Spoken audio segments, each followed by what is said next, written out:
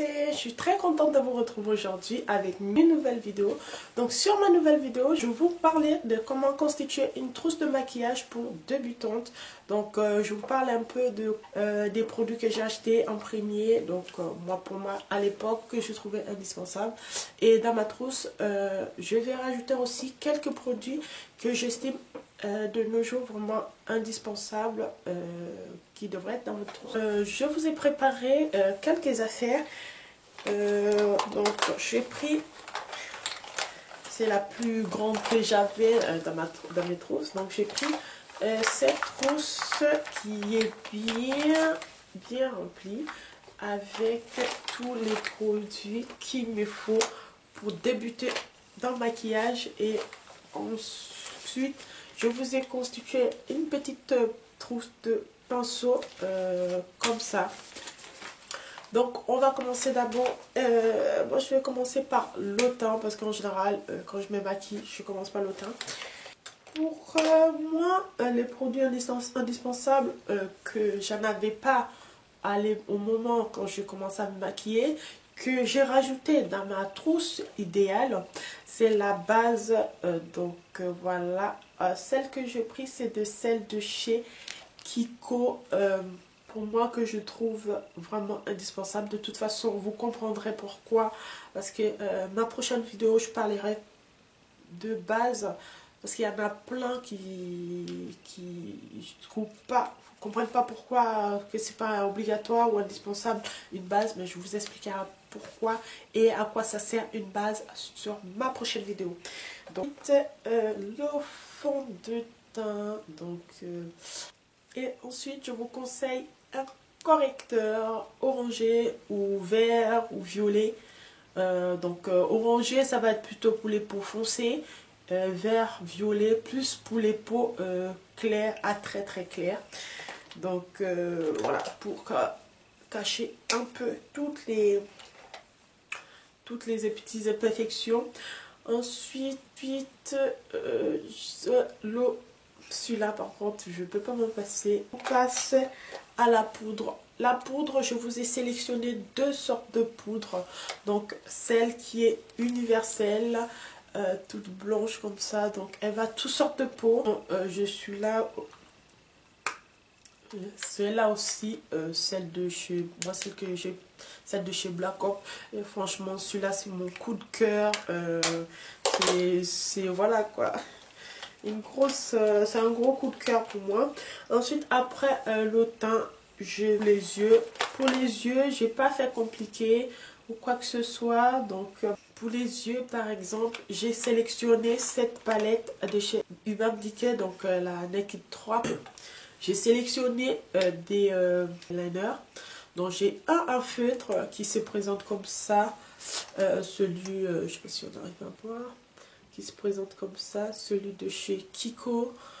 Vous pouvez en trouver aussi un peu plus pointu, comme une forme de stylo au feutre. Et j'ai celui-ci de chez NYX qui se présente comme ça. La pointe elle est vraiment vachement fine. Donc celui-là aussi, vous avez toutes sortes pour des traits. Et moi je conseillerais pour les filles qui, voilà, quand on débute le trait d'eyeliner, c'est vrai que c'est une vraie galère. Donc pour faire un trait, vous n'avez pas besoin de faire la virgule.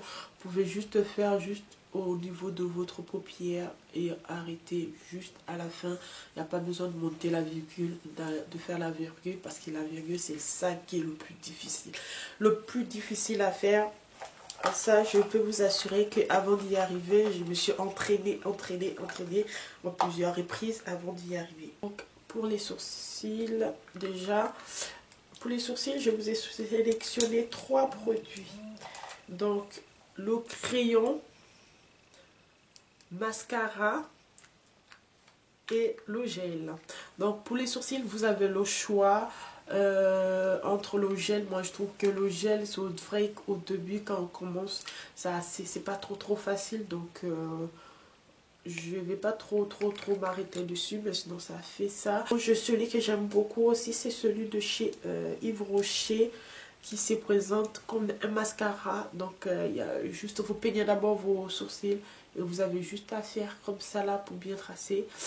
Et je le trouve assez rapide et pratique, surtout quand on débute.